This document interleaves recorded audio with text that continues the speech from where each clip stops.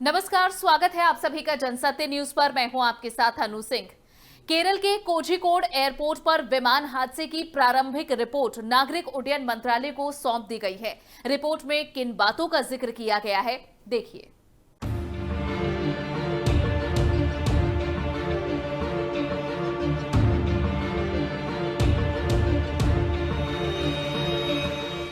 Vande Bharat mission के तहत खाड़ी के देशों से भारतीयों को लेकर लौटी एयर इंडिया एक्सप्रेस की फ्लाइट IX-344 को पहले कोझिकोड एयरपोर्ट के 28 नंबर रनवे पर लैंडिंग की मंजूरी दी गई थी।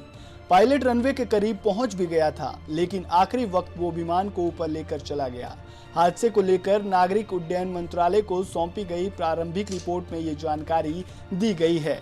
रिपोर्ट में कहा गया है कि पायलट ने कंट्रोलर को भारी बारिश की वजह से लैंडिंग नहीं कराने की बात बताई थी। इसके बाद कंट्रोलर ने पायलट से विमान को 10,000 फीट की ऊंचाई पर ले जाने को कहा। यही नहीं, दुर्घटनाग्रस्त होने से करीब 16 मिनट पहले विमान ने 28 नंबर रनवे पर उतरने का प्रयास किया था।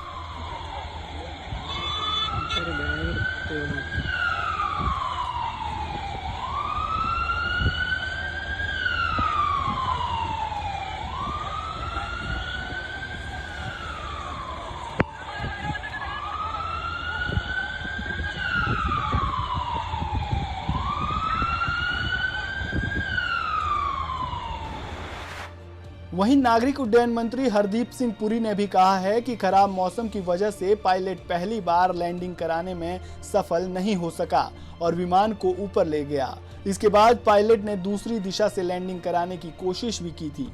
पुरी ने कहा कि ऐसा लगता है कि दुर्घटना फिसलन भरे रनवे के कारण हुई। प्रारंभिक रिपोर्ट में यह भी कहा गया है कि एयरपोर्ट का 28 नंबर रनवे प्रयोग में था, इसलिए विमान को रनवे पर लैंडिंग के लिए इंस्ट्रूमेंटल लैंडिंग सिस्टम की मंजूरी दी गई थी। उस समय विजिबिलिटी 2000 फीट थी और हल्की बारिश हो रही थी, लेकिन विजिबिलिटी बढ़ रही थी और CFT यानी अतिरिक्त ईंधन टैंक निर्धारित बिंदुओं पर तैनात थे। पायलट को सतह की स्थिति के बारे में भी बताया गया था।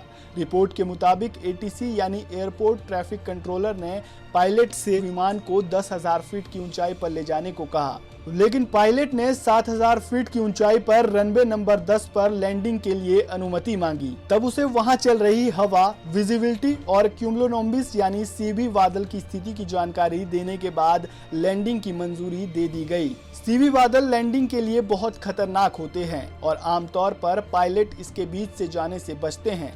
रिपोर्ट में कहा गया है कि कंट्रोलर ने देखा कि विमान टैक्सीवे C तक रनवे के संपर्क में नहीं आया।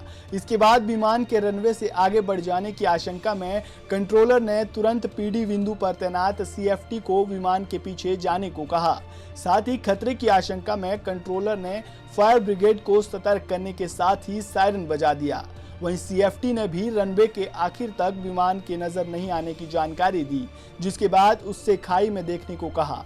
बाद में विमान खाई में दुर्घटनाग्रस्त मिला था। Bureau report, Jansatya news.